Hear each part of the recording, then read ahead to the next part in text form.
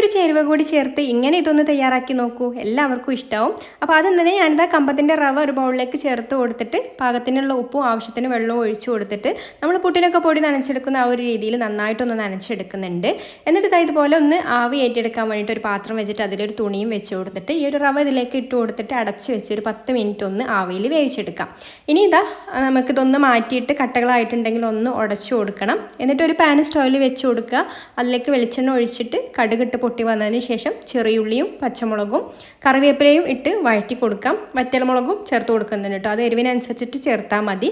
എന്നിട്ട് നമ്മൾ ഈ ഒരു ഉടച്ച് വെച്ചിട്ടുള്ള റവയും ഇതിലേക്ക് ചേർത്ത് നന്നായിട്ടൊന്ന് മിക്സ് ചെയ്ത് കൊടുത്തതിന് ശേഷം റവ ഡ്രൈ ആയി പോവാതിരിക്കാൻ വേണ്ടിയിട്ട് ഒരു 1/4 കപ്പ് വെള്ളം ഒന്ന് ഇതിൻ്റെ മുകളിൽ കുടഞ്ഞു കൊടുക്കുന്നുണ്ട്.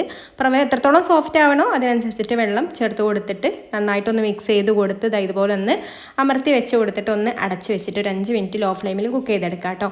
അപ്പോൾ ഇതുപോലെ ഒന്ന് കുക്കായി കഴിഞ്ഞാൽ പിന്നെ ഫ്ലെയിം ഓഫ് ആക്കിയിട്ട് നമുക്കിതിലേക്ക് ഒരു 1/4 കപ്പ് പാൽപ്പൊടി കൂടെ ചേർത്ത് കൊടുത്ത് മിക്സ് ചെയ്ത് കൊടുക്കാം.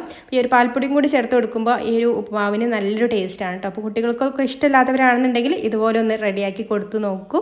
ഇഷ്ടമായിട്ടുണ്ടെങ്കിൽ ലൈക്ക് ചെയ്യാനും കൂടുതൽ റെസിപ്പീസിനായി പേജ് ഫോളോ ചെയ്യാനും കൂടി മറക്കല്ലേ.